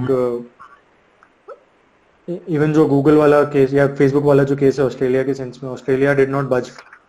वहाँ पे Google and Facebook finally had to come up with some agreements with the local media channels and all. तो दैट वाज द केस. मतलब यहाँ पे और एक्सपैंड कर सकते हैं मेरे ख्याल से. यहाँ पे थोड़ा सा ये इंटरनल प्रेशर वाला पार्ट थोड़ा लंबा हो गया, इसको थोड़ा छोटा किया जा सकता था. इसको थोड़ा छोटा 1-2 पैराग्राफ में करके एक्सटर्नल प्रेशर को और एक्सपैंड करके towards the and how state is still relevant, इसको और थोड़ा एक्सपैंड किया जा सकता है. मतलब 1 paragraph as conclusion, 1 more paragraph before that. I think यहाँ पे जैसा एक तो इसका यार माइक प्लीज ऑफ कर दो. ठीक है. आई थिंक एक तो जैसे पॉइंट बोला मोहम्मद अयूब वाला कि इंटरनल सिक्योरिटी डायलेमा हो गया, वो एक स्कॉलर आ सकता था, उसका वो एक कंसेप्ट आ सकता था. और कौन सा इसमें आना सिक्योरिटी डायलेमा? हाँ, इनसिक्योरिटी डायलेमा. और कौन सा इसमें आ सकता था स्कॉलर?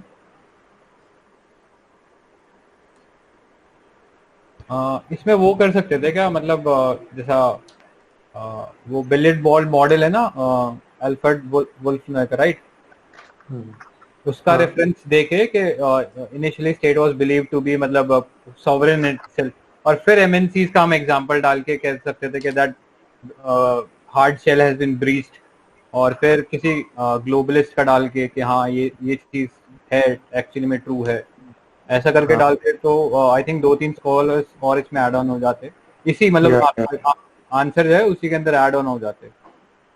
हाँ, मतलब एमएनसी वाले पॉइंट में आप दूसरे जो पॉइंट्स या एक्सटर्नल प्रेशर वाले पॉइंट्स में we can somehow incorporate that. हाँ, मतलब पहले बिलियर्ड बॉल मॉडल लाके जैसे एज अ रेफरेंस उसके ऊपर बिल्ड ऑन करके फिर किसी ग्लोबलिस्ट या हाइपर ग्लोबलिस्ट को लाके तो 2-3 नेम्स आ जाते, और बाकी तो आई थिंक ठीक लिखा. बस जैसे ये खोल दो, और ये शुरू में एग्जांपल्स थोड़े ज्यादा हो गए, बाकी आई थिंक सही लिखा.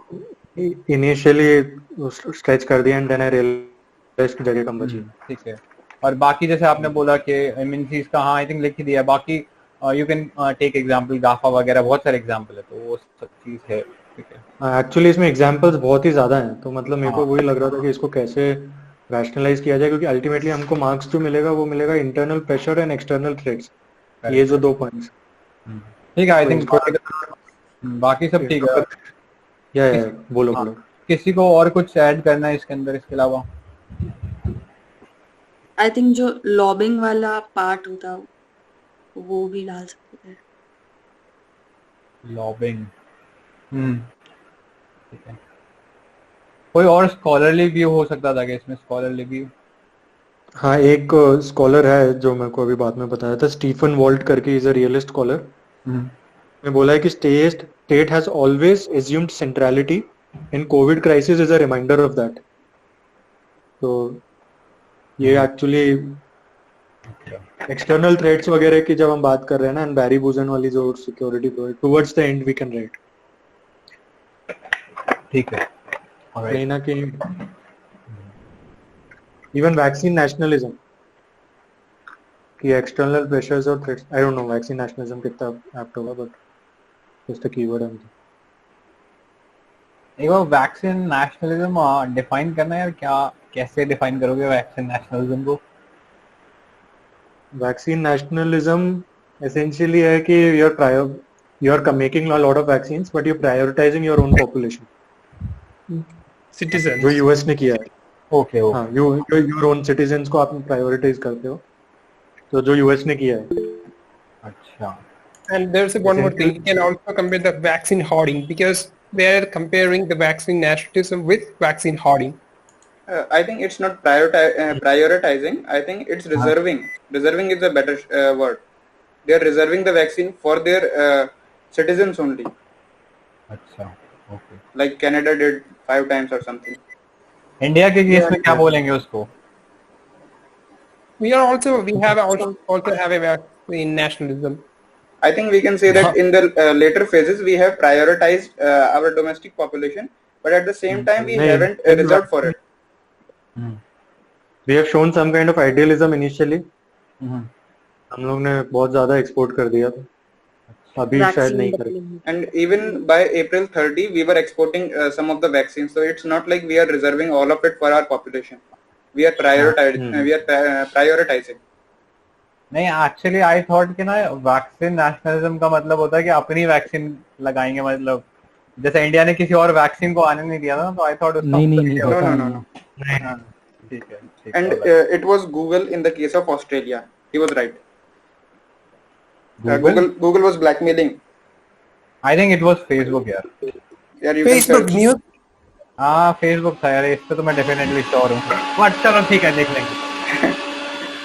एक्चुअली दोनों ही है, फेसबुक के साथ मीडिया चैनल्स को लेके कुछ इशू था, एंड गूगल का सर्च इंजन को लेके, तो मीडिया चैनल्स का था वो, मतलब एंड में शायद दोनों ही, हाँ दोनों ही हैं, दोनों का कुछ इशू था, और दोनों के केस में ऑस्ट्रेलिया डिड नॉट बज। ऑलराइट, नेक्स्ट क्वेश्चन देख लेते हैं। Question number 7.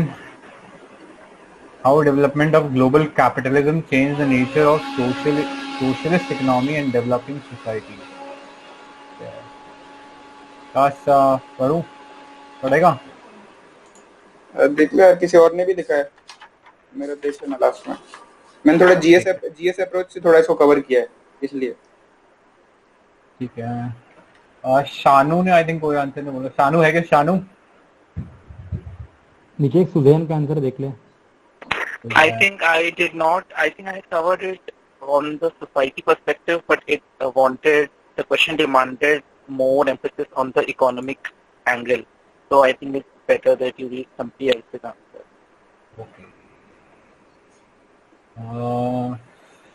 साक्षी का भी आंसर है, सुजैन का पढ़ एक बार। मेरे सुजैन,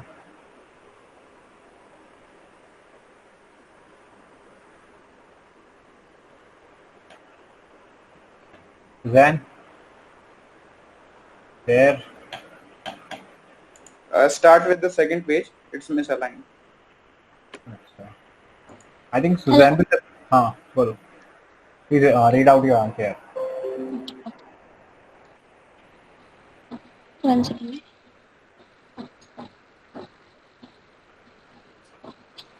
फर्स्ट ऑफ ऑल मैंने ग्लोबल कैपिटलिज्म को डिफाइन कर दिया है कि ये, और स्टार्टिंग कैसे हुई उसकी, कि तो ये 20th सेंचुरी के एंड में स्टार्ट हुआ, देन प्रोमिनेंस में ये 21st सेंचुरी में आया है।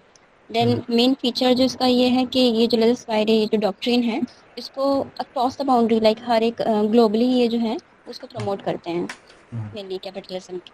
और उसके बाद में फिर मैंने ये बताया है कि ये सिर्फ अकेले इकोनॉमी को ही नहीं इम्पेक्ट करते हैं बल्कि किसी भी कंट्री की सोसाइटी, कल्चर एंड गवर्नेंस को भी उतना ही इम्पेक्ट करता है ये ग्लोबल कैपिटलिज्म। देन मैंने अलग अलग का रेफरेंस दे दिया, जैसे लैटिन अमेरिका कंट्रीज में किस तरीके से इम्पैक्ट किया है। तो स्टेट का जो स्टेटस है उसको काफ़ी रिड्यूस कर दिया और जो स्टेट्स हैं वो merely proxies of capitalist class हो गई हैं।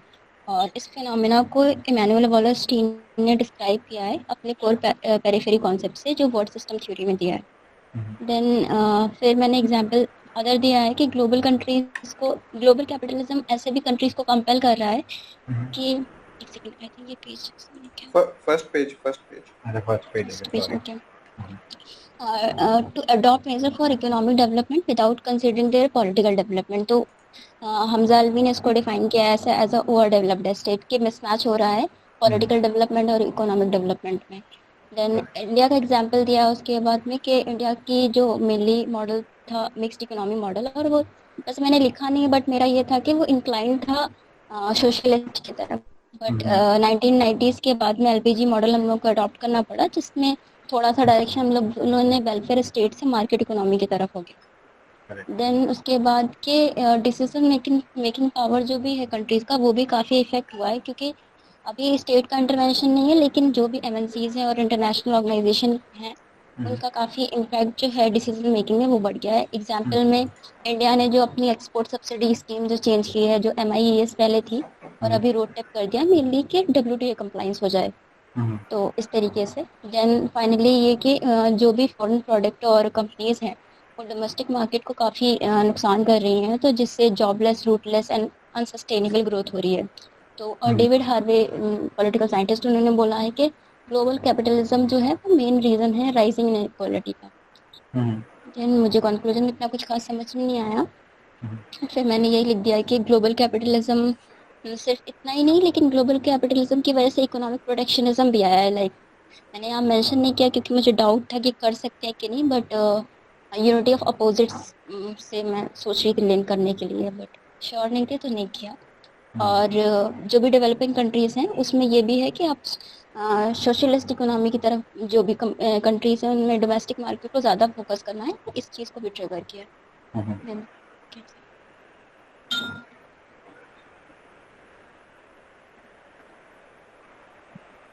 थोड़ा ऊपर नीचे है क्या?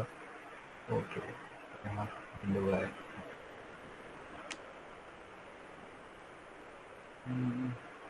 India changed its export policy norm MIS to make it compliant with WTO compliance.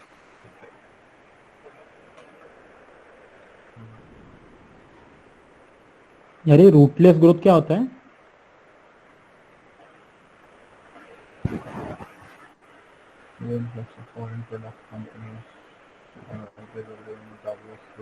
Hello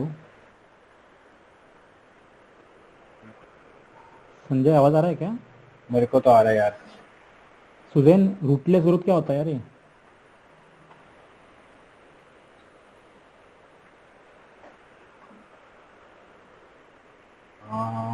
mic off है सुजैन। ठीक है यार, और कुछ इसमें ऐड करना चाहिए था क्या? Socialist economy and developing economy, इसमें BOP का एग्जांपल ऐड कर सकते थे क्या इंडिया का 1991 वाला, और कैसे मतलब कुछ स्ट्रिंग्स अटैच थे और वो LPG रिफॉर्म्स उसकी वजह से हुआ। मैंने जो इसमें मेरा आंसर लिखा था उसमें मैंने एक ये ब्रॉड पॉइंट में मेंशन किया था कि जो WTO की पॉलिसीज हैं या फिर जो IMF की जो कंडीशनैलिटीज हैं वो भी जो डेवलपिंग कंट्रीज हैं उनको कहीं ना कहीं थोड़ा सा एक कोवर्सिव एक्शन हो जाता है कि डोमेस्टिक पॉलिसीज में चेंज लाने के लिए। तो ये वाला पॉइंट तो मैंने ऐड किया था, एक्सप्लिसिटली इंडिया का नहीं किया, लेकिन मैंने ब्रॉडली किया था कि IMF की जो कंडीशनैलिटीज हैं वो और WTO की जो पॉलिसीज हैं लाइक एग्रीकल्चर वाली। ठीक है। और मैंने इसको थोड़ा GS अप्रोच से लिया, तो पहले जैसे मैंने कैपिटलिज्म को डिफाइन कर दिया थोड़ा सा फर्स्ट पेज पे, फिर मैंने ग्लोबल कैपिटलिज्म बता दिया, वो जनरली है तो वही ग्लोबलाइजेशन ही है, बस मैंने ग्लोबलाइजेशन वर्ड को मेंशन नहीं किया। ठीक है, फिर मैंने वॉलरस्टीन की थ्योरी के थ्रू जो इकोनॉमिक एंगल था कि it's the development of under development and the drain of wealth, ये दिखाया। सेकंड फिर मैंने उसी का पॉलिटिकल एंगल दिखा दिया कि they are just the proxies of bourgeois people from the core countries. ठीक है, IMF WTO वाला इशू तो हो ही गया। फिर अरेबिक नेशंस जो कल्चरल इंपीरियलिज्म का वाला जो एक मुद्दा उठाते हैं ना, वो वाला मैंने थोड़ा डाल दिया। और क्योंकि ली कुआन यू जो है वो तो सबको एशियन वैल्यूज के अगेंस्ट बताते हैं, तो मैंने एक थोड़ा वो भी डाला। और फिर मैंने थोड़ा बैलेंस करने के लिए इसको पॉजिटिव वे में भी ले गया, जैसे what are the benefits of globalisation.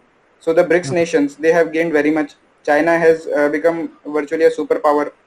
Okay, there is a improvement in quality of life also. There's some industrialization, some sort of development in developing nations also. And at last I have put Fareed Zakaria's quote that it is resulting into the decline of West and there's rise of rest. And the COVID pandemic presents us an opportunity to build back better. I think इसमें अमर्त्य सेन का भी डालना चाहिए था कि like कुछ state जो है दे मतलब ये ग्लोबलाइजेशन या ग्लोबल कैपिटलिज्म का वो जो वेव है उसके ऊपर राइडिंग करके बेटर करके लाइक चाइना कर गया, वेयर इंडिया जहाँ पे कैपेसिटी बिल्डिंग पे ध्यान नहीं दिया कंट्री ने, दे सफर्ड।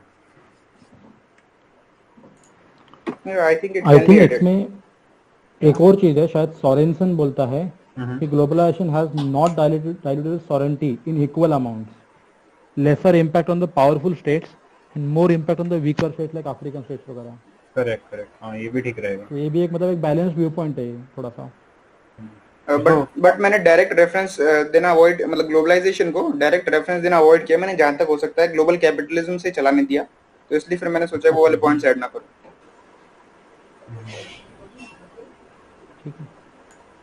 इस क्वेश्चन में ऐसा that same with global capitalism word, right? हाँ, मतलब इंटरचेंजेबली यूज कर सकते हैं क्या ग्लोबलाइजेशन ग्लोबल कैपिटलिज्म?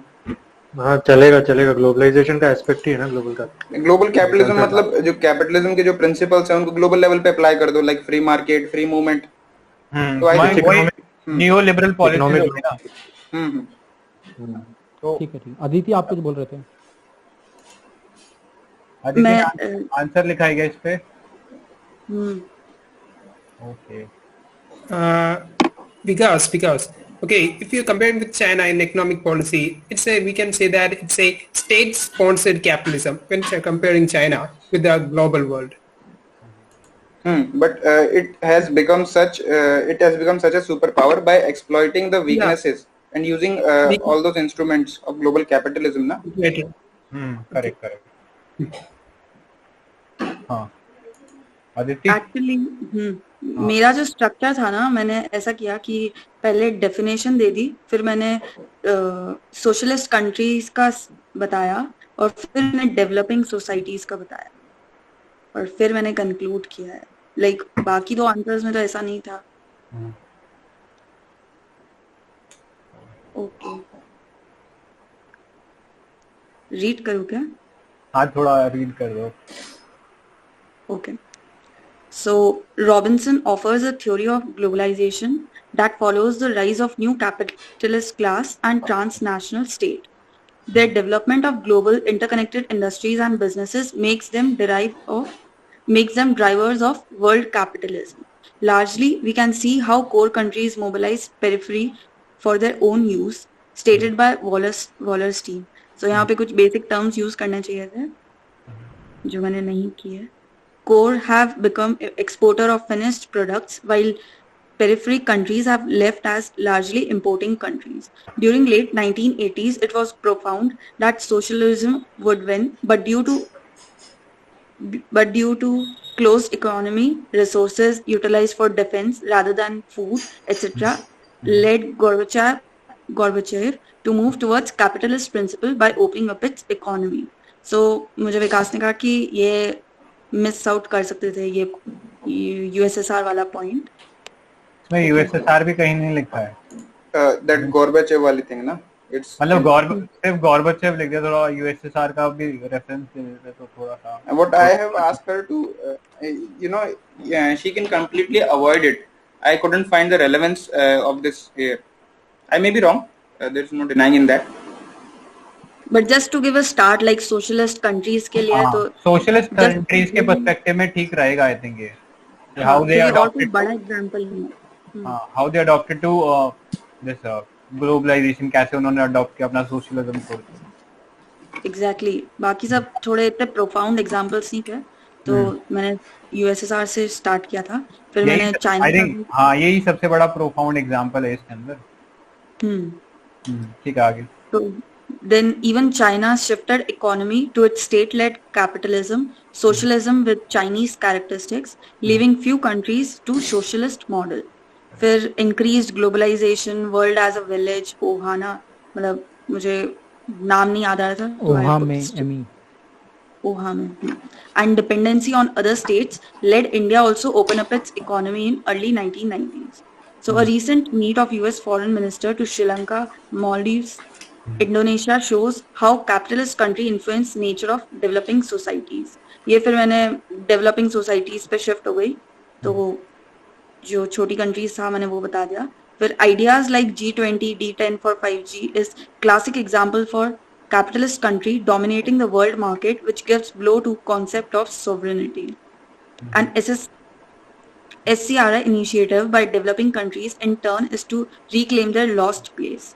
फिर मैंने थोड़ा सा appeasement के लिए अच्छी चीज लिख दी।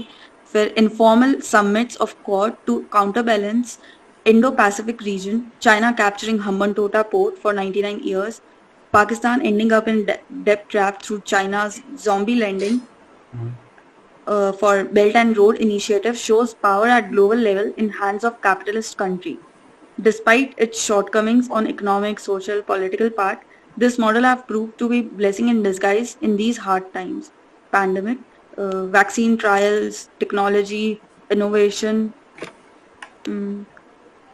एंड में थोड़ा IR जैसा नहीं हो गया ये?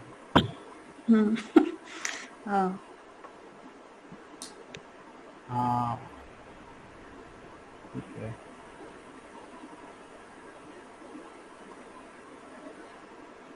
कोई suggestions? सजेशन तो आई थिंक बाकी आंसर्स में मिल जाएगा ना वो तो। I think it's a different perspective.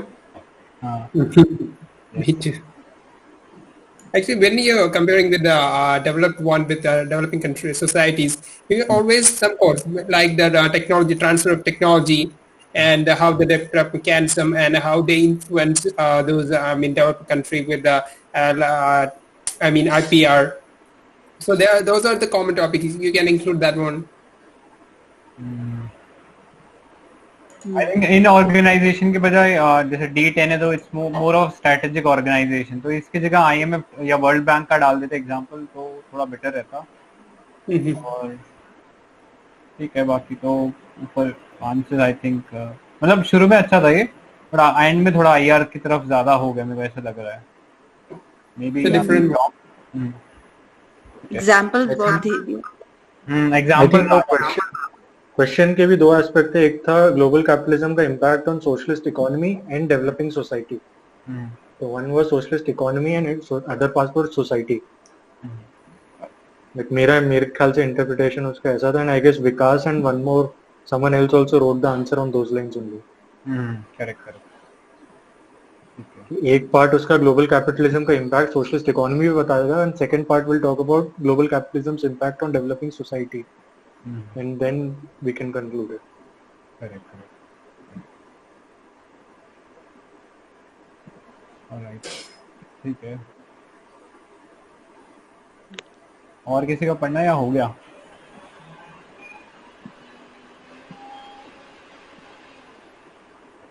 हो गया यार, हो गया। तो आई थिंक क्वेश्चन शायद थोड़े कम रह गए ना। Add in more questions. तो देखो यार हम सारे मतलब थोड़े लोग ना मिलके थोड़ा रिसोर्स पूलिंग करें ना तो वो ज्यादा बेटर रहेगा। तो हम लोग जैसे मेरे दिमाग में एक आइडिया है, आपका कुछ और आइडिया तो बता दो उसके अंदर। जैसे यहाँ पे मैंने हेडिंग डाल दिया, सपोज ये ठीक है, स्टेट इन कंपैरेटिव पर्सपेक्टिव, ये हेडिंग था ठीक है। यहाँ इस कमेंट के नीचे आपके पास अगर खुद से कोई क्वेश्चन है, आपने किसी टेस्ट सीरीज में पढ़ा है और सम अदर रिसोर्स, तो आप वहाँ पे ये क्वेश्चन यहाँ पे पोस्ट कर दो ठीक है।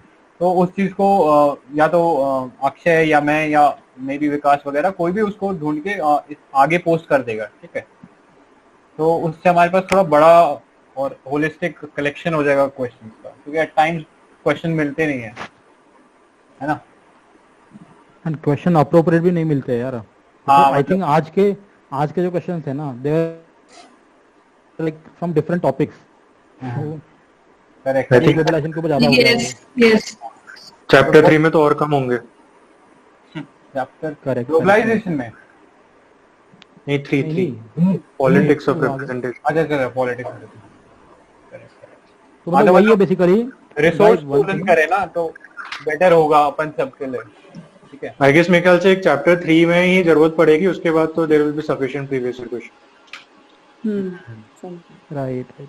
नहीं मतलब anyway I think larger point is that जब भी टॉपिक का हेडिंग डाला हुआ है टॉपिक का, please post any new questions और any new additional information like current affair कोई आर्टिकल है जो तुमने पढ़ा है, जैसे आई थिंक कल किसी ने डाला था ना वो comparative politics during pandemic time. हां कोविड-19। तो anything extra information that you guys can add for that topic please add it in comment section. Okay तो कोई भी हिंदू का आर्टिकल हो कुछ भी यार, यहाँ जो टॉपिक का जो हेडिंग है ना वहाँ पे उसको पोस्ट कर देगा। ठीक है। और कुछ I saw one minute thing in the Shubhra Ranjan ma'am's note. It is written that developing countries are post-colonial. So I didn't find this line to be very true. I think overall कह सकते हैं, but if we go in nitty gritty तो उस चीज को deny किया जा सकता है, but overall देखे तो उसको ले सकते हैं general. Yeah, so I think just writing like developing countries are post-colonial countries, we can like that developing countries like post-colonial countries. ऐसा करके कुछ थोड़ा सा मॉडिफाई कर सकते हैं ना। मेनली बोल सकते हैं ना, mainly post-colonial। हाँ mainly करके। Because I have seen 3-4 answers and this line was virtually the same. So because how would you define developing countries या फिर जो advanced industrial societies जो है, how would you define these terms? I think it can be easily defined in terms of per capita income and human development index and all those kind of things, that GS type of things. Like we have the example of South Korea, na? It's a post-colonial country, but I think it is developed, right? South Korea maybe I think recently developed। मुझे लग रहा है ना, मुझे लग रहा है ये सारे आइडियाज बहुत ही वेग है। If you can get hold of some scholar and उसका डेफिनेशन ज्यादा सेंस बनेगा वो। हाँ मतलब generally we take that as true. वो जो कॉलोनियल वाला जो आइडिया बोला है कि डेवलपिंग होती है, we generally take it as true. मतलब global north and global south होता है एक और। ग्लोबल नॉर्थ जैसे ऑस्ट्रेलिया न्यूजीलैंड डेवलप्ड ही है ना वो, बट फिर भी we say that global south is developing something like that. Actually, generalized Singapore, okay, the best. Yeah, correct, yes. एक और डाउट है, in questions like the changing nature of states, they were asking 2-3 states, socialist economies, developing countries, मतलब दो तीन एक साथ लेके जा रहे हैं। तो should we define both these terms, और या फिर जैसे जनरली किया है लोगों ने कि सब कुछ लिख दिया उसी में? Should we define particular like socialist economies कौन से हैं, developing कौन से हैं, या फिर कि कैरी ऑन करते गए जो भी आ रहा है दोनों से रिलेटेड? क्या होना चाहिए? कौन से क्वेश्चन नंबर के बारे में?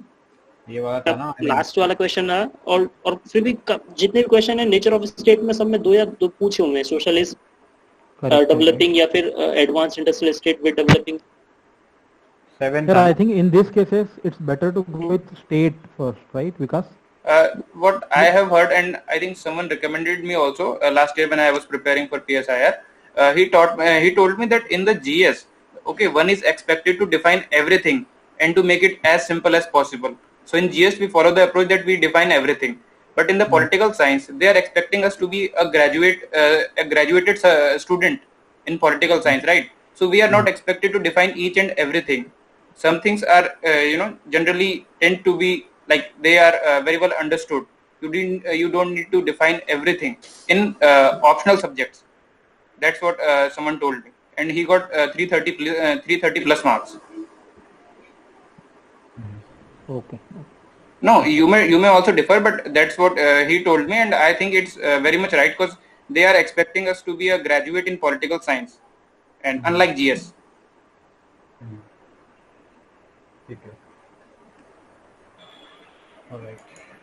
तो वाइंड अप करें फिर आज का? ठीक है। अच्छा, वाइंड अप करने से पहले मतलब एक चीज बोलनी थी मेरे को। बेसिकली हमने जो ब्रेक 2 दिन के बाद रखा था ना, उसको 3 दिन के बाद रखते हैं, क्योंकि एक्चुअली शुभ्रा रंजन मैम के टेस्ट होते हैं ना, जो सेक्शनल टेस्ट है। तो मैं ये सोच रहा था कि will finish 3 topics and then I will post the PDF of the ma'am's question paper sectional वाला, एज वेल एज आंसर जो इसका ना उनका। अभी इसका आ गया है क्या? 2021 का बोल रहा हूँ, क्रैश कोर्स नहीं बोल रहा हूँ मैं।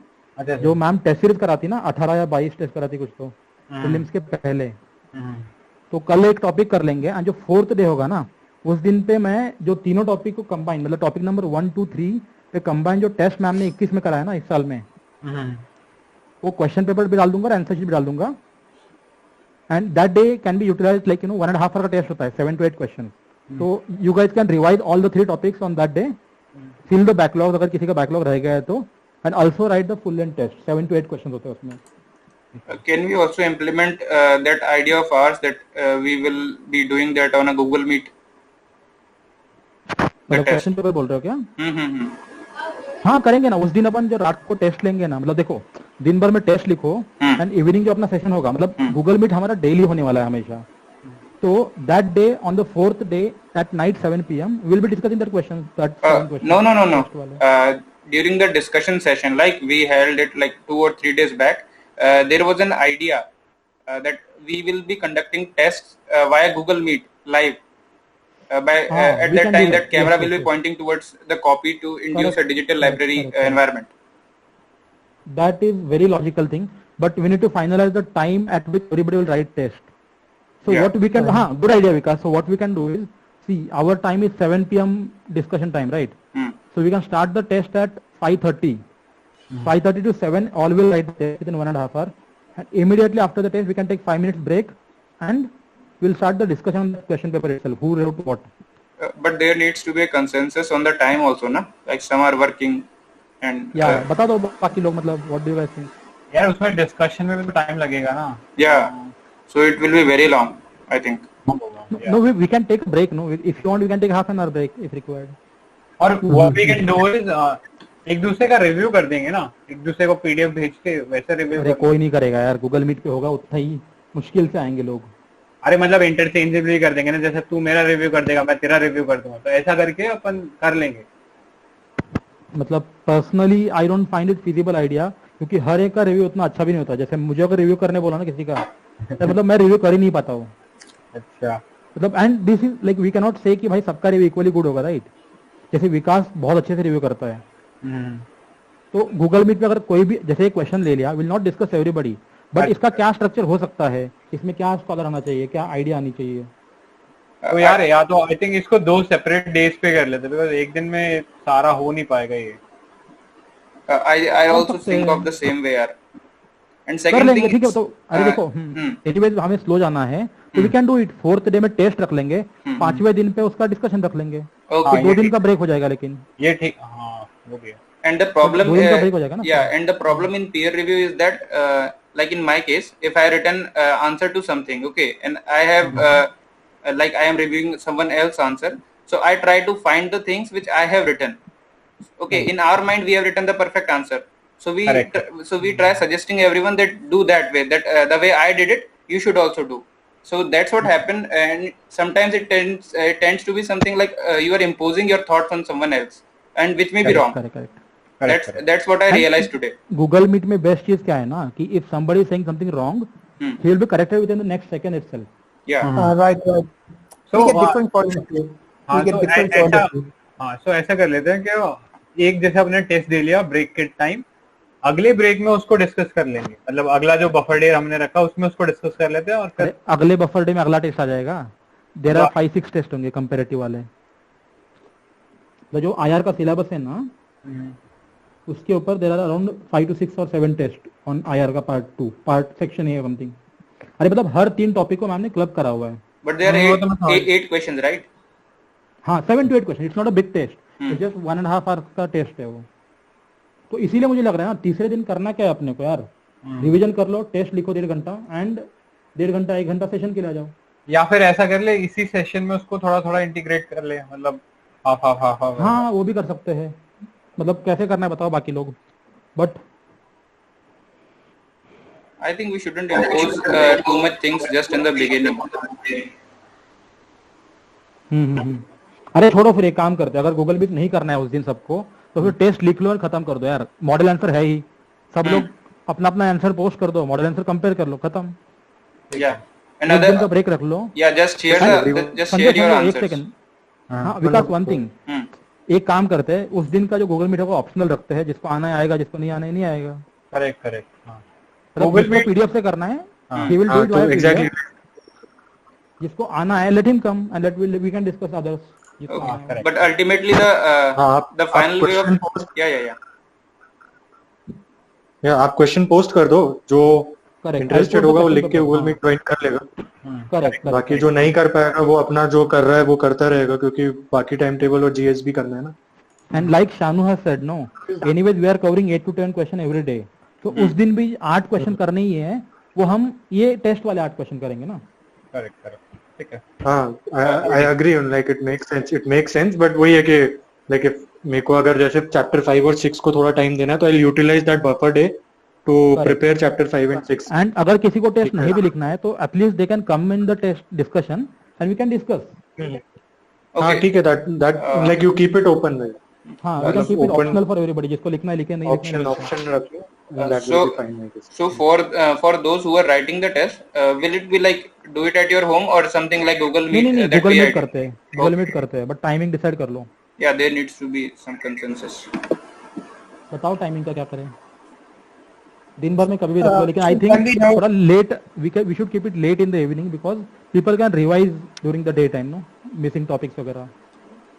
On the contrary side, we can also start it like in early in the morning, maybe 6 to 7 something. They can just revise their things. Basically, the idea of buffer day is to fill the gaps. अगर किसी ने पहले दिन नहीं cover करा है, तो तीसरे दिन में थोड़ा बहुत उसको पढ़ने का टाइम मिलेगा। आइडिया वो है। Okay. That's the reason I was stressing upon evening time before the meet. तो बाकी लोग बताओ, तुम लोग का क्या व्यूज है? Also, not all people wake up at 6 a.m. Correct. Actually, I was thinking in the afternoon we can keep it. मतलब I was like 5 बजे रख लो यार, 5 साढ़े 5 बजे रख लो. But if you want, we can prepone it to 2, 3. सब लोग का क्या शेड्यूल है, आप लोग को बता दो मतलब. Actually, it can be done after 2 o'clock because after 5 we get exhausted, so it's a break time. बाकी लोग बताओ. I think 5 o'clock रख लेते हैं. इसको आना होगा 5 PM. I don't think anytime is okay, bro. Sorry, Varun, sorry. Anytime is fine for me. Like. Okay. बाकी लोग बताओ. 5 PM okay with you guys?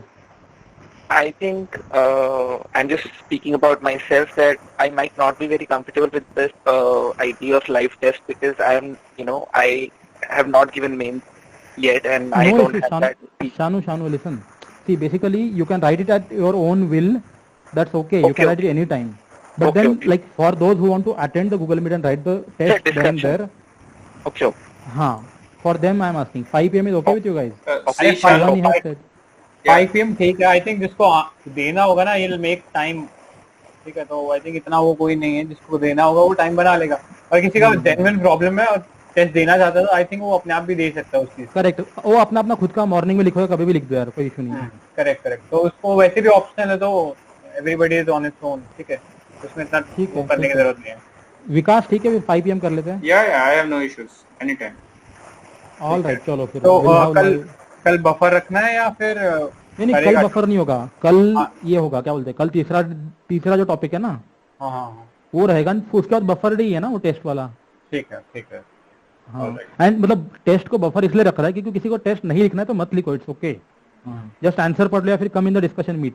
जिसको लिखना है 5-10 लोग भी लिख रहे तो भी बहुत है ना. करेक्ट. ठीक है. ऑलराइट. तो post schedule in the group too please. Yeah, and also post this that tomorrow questions will be posted. So some of the members already left. I'll post the question right away. So they will anyways know it, right? Okay. Yeah, my man. Okay. ठीक है. Okay, guys. Are you recording this audio? Yes, we are recording. Yeah. Where will be uploaded?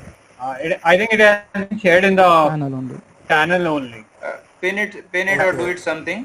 Like it's a YouTube link. You will find it. Yeah. Okay. All thanks to Vikas bhai. Yeah, thank you very much, Vikas. Yeah, no issues. Okay, then. चलो, all right guys, see you tomorrow. Bye. Bye. Bye. Good night.